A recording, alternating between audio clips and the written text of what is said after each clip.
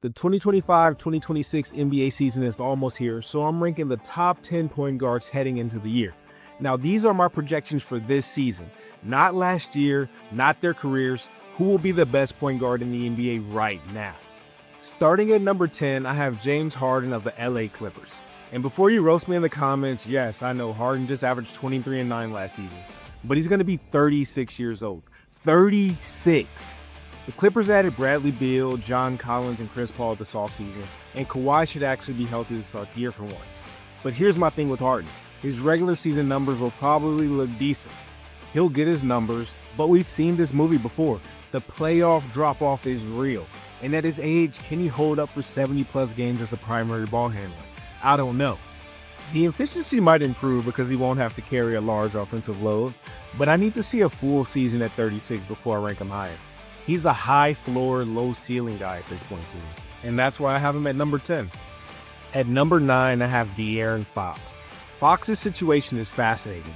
He's now in San Antonio with Victor Wembanyama, and last year's 17-game sample size was rough.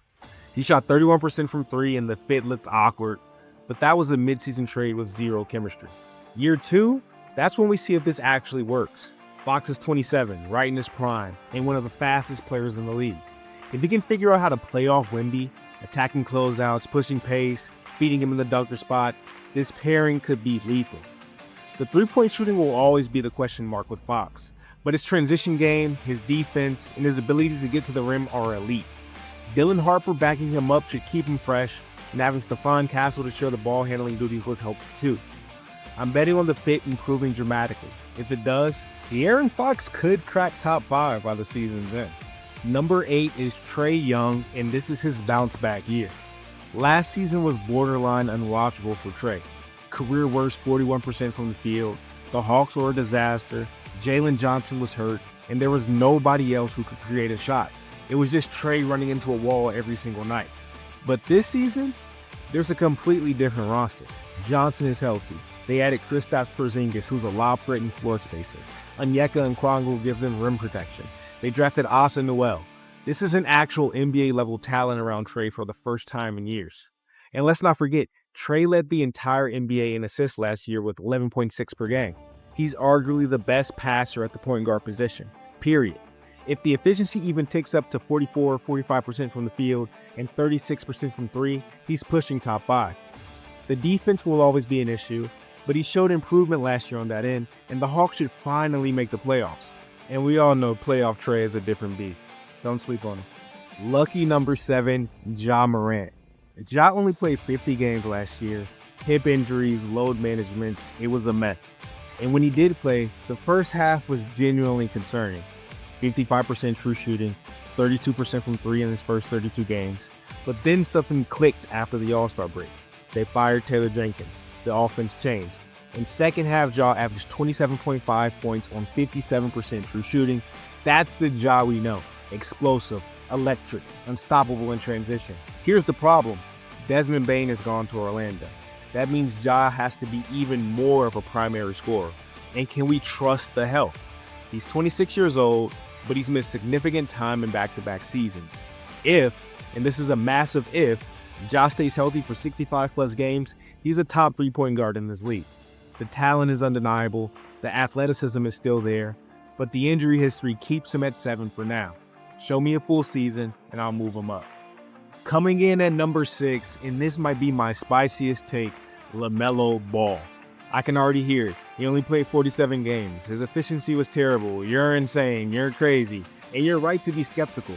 LaMelo shot 40% from the field and 33% from 3 last year.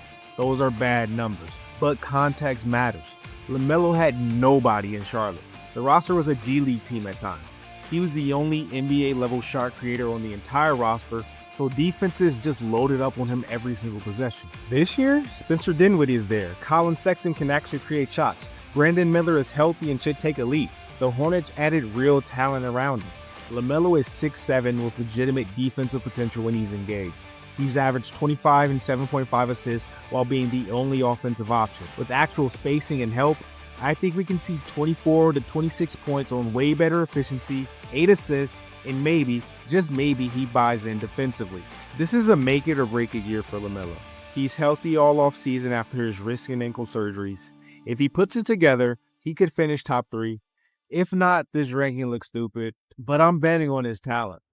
At number 5, I have Jalen Brunson. Brunson is Mr. Consistent. Since joining the Knicks, he's done nothing but produce.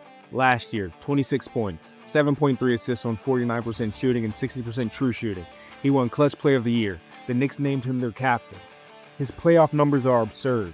Go look at his scoring averages in every series since 2023.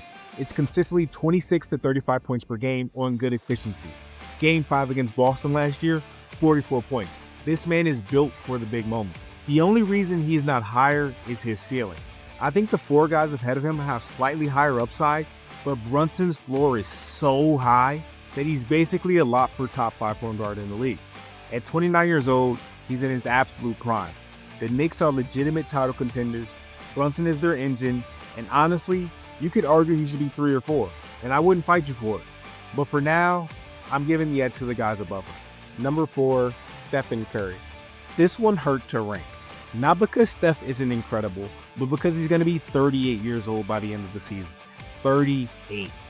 After the Warriors acquired Jimmy Butler at the deadline last year, Steph went absolutely nuclear. In the second half, he averaged 27 points on 66% true shooting.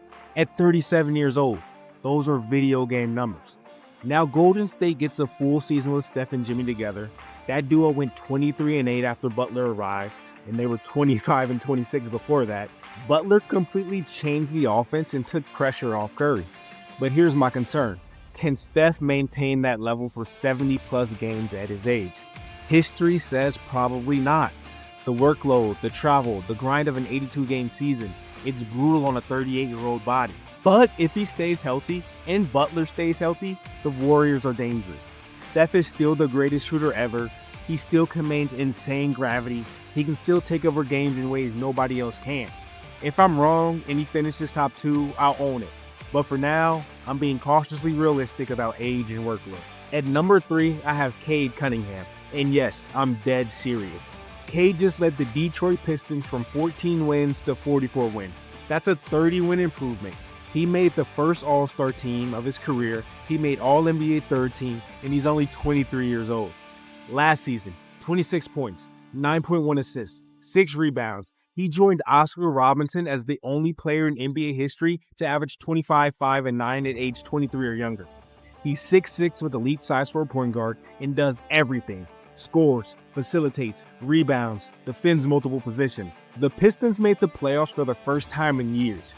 Cade had multiple triple-doubles in the postseason, and here's the thing, he's just scratching the surface. Year 5 is when guards typically make that leap to superstardom. I think Cade finishes top 3 in MVP voting this year. The Pistons are going to be even better.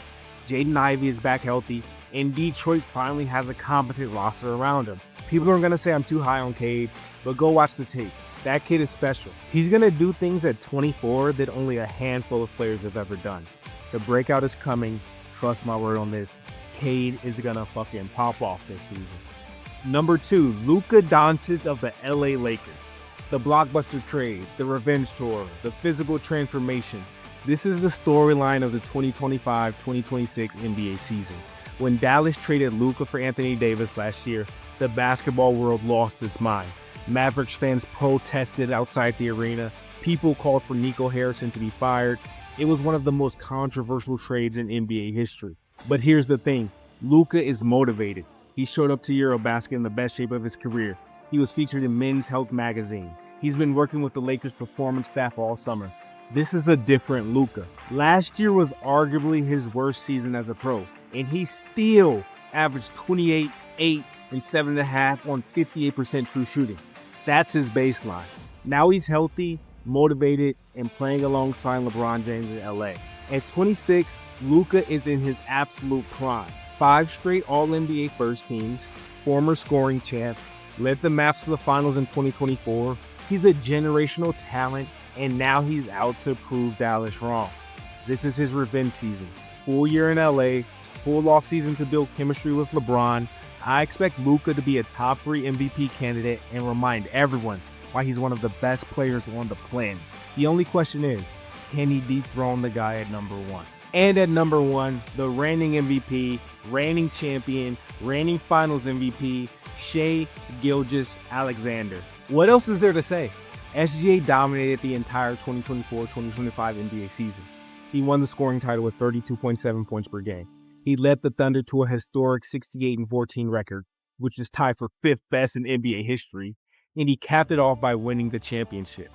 He became just the 4th player in NBA history to win MVP, Finals MVP, and the scoring title in the same season. He's in the same company as Michael Jordan, Shaquille O'Neal, and Hakeem Olajuwon. And here's the scary part. He's only 26 years old. He's the best two-way point guard in the NBA. He's averaged 28 to 31 points in every playoff series on elite efficiency. The Thunder's core is still intact. They're the favorites to repeat. Could Luka surpass him? Absolutely. Could Cade make the leap? Maybe. I think so. But until someone actually dethrones SGA, he's the guy. He earned this ranking by being the best player on the best team and dominating for an entire season. The Thunder are back-to-back title contenders. SGA is king of the point guard position. And in 2026, everyone else is chasing it.